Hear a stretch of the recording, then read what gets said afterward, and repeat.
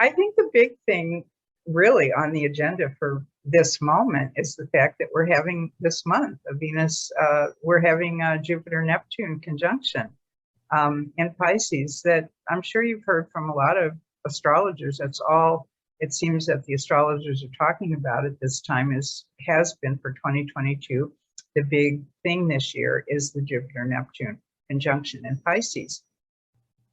But I wanted to look back to when was Venus with Jupiter and Neptune? Only 1 month in certain years of these conjunctions. So right now, April 5th to May 2nd, we're having Venus in Pisces along with Jupiter and Neptune.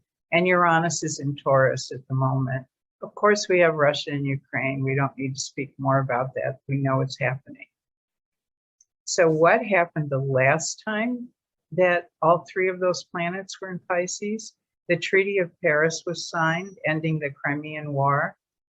And that was, in effect, preventing military presence of Russia on the Black Sea.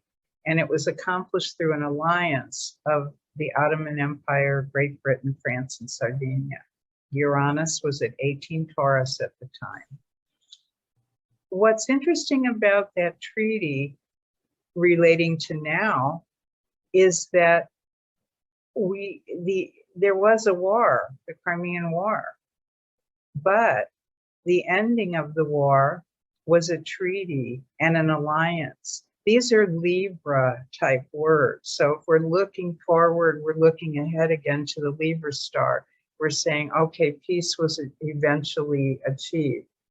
Maybe everybody on both sides wasn't happy with what was decided. This is often the case when you end, when you come together in divorce court and, you say you get this and you get this, and neither side is totally happy, but they divide it up, they get something, okay? Then we go back to 1690. The planet Uranus, this is what the big thing I picked up on in that era, that Uranus was first spotted, but incorrectly thought to be a star. Sir William Herschel, of course, 90 years later, saw it as a planet. Uranus was in Taurus again at the time. And then in 1524, if we go back one more cycle back to Venus, Jupiter, Neptune, and Pisces, we had Giovanni de Verrazzano from France makes a voyage to the New World. It's the first European entry into New York Harbor. He spots Manhattan Island for the first time.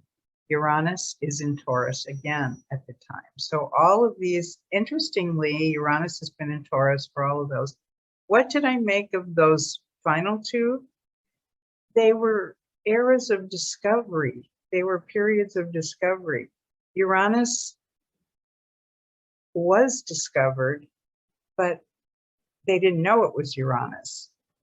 And Manhattan Island was discovered, New York Bay, but they didn't know what it was to become.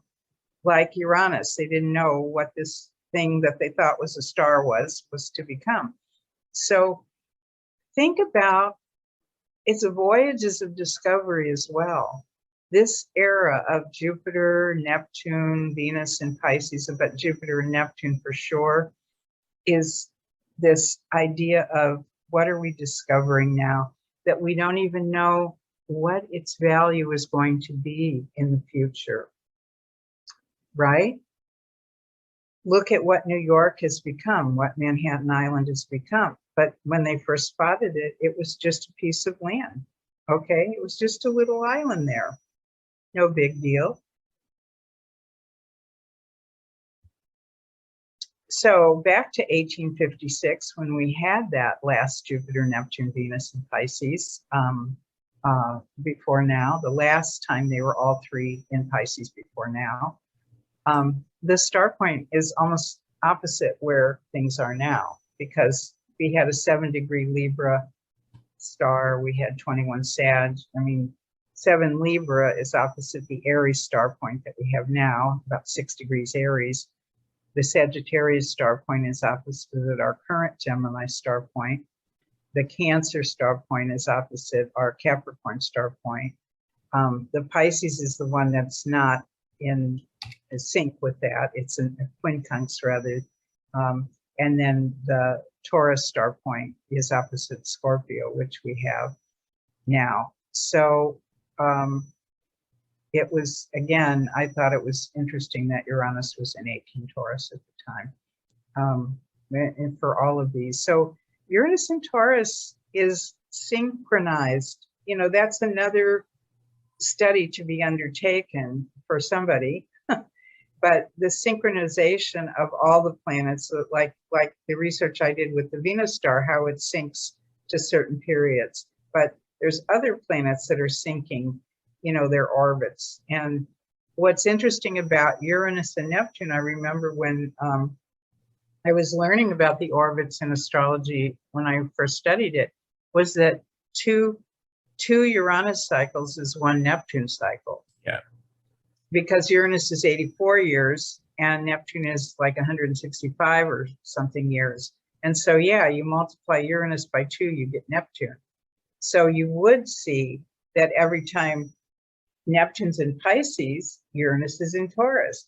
So there's an interplay there between Pisces and Taurus from a historical realm, a partnership kind of thing that happens that we as astrologers may not be aware of at all.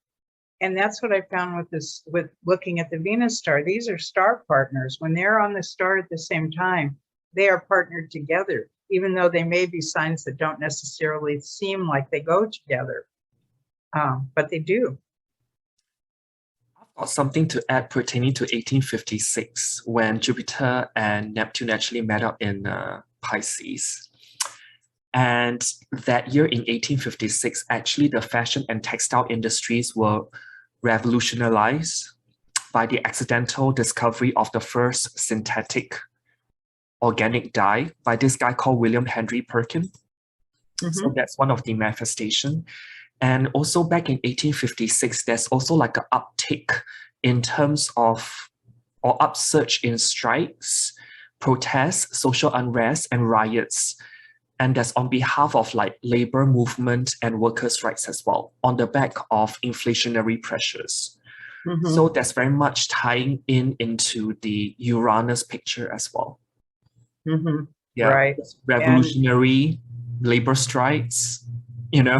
Like and I have no doubt we're going to see more of those coming up because, look, it just, you know, this is again what Libra is going to demand. Being on the star is, and I'm not saying that we're going into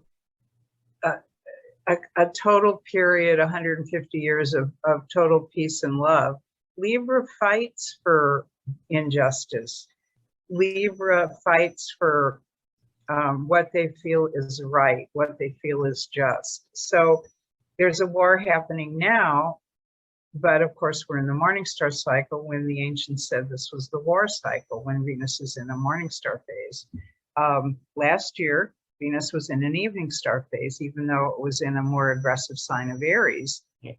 But what happened last year? The US pulled out of Afghanistan after a long time being there. And so they retreated, they took their troops home. Now there were consequences for that. It was not strategically well planned at all.